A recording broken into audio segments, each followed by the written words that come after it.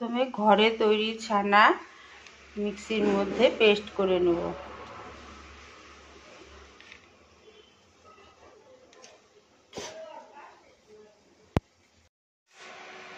গরম তেলে তেজপাতা আর সাদা জিরা সম্বার দিয়ে দিলাম।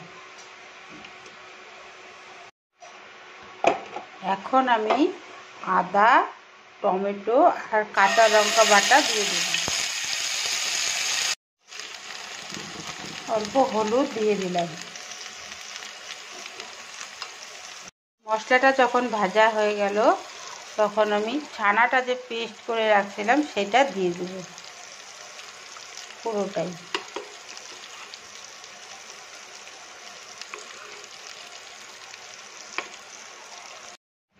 এখন আমি লবণ, পরিমাণ মতো লবণ, অল্প লঙ্কার গুঁড়া দিয়ে দিচ্ছি, 2 চামচ মতো জিরার গুঁড়া আর ধনে গুঁড়া দিয়ে দিচ্ছি।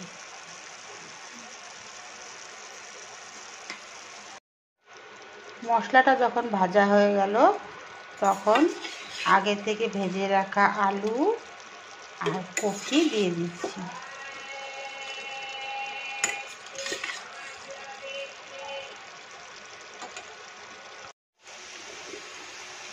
মিক্সির বাটিটা ধুয়ে পরিমাণ মতো জল দিয়ে দিলাম।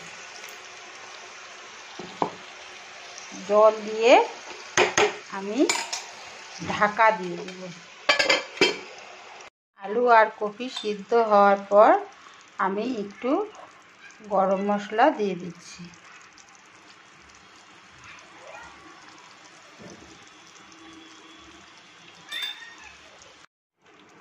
কিছুক্ষণ পর আমি বাটিতে তুলে নিচ্ছি।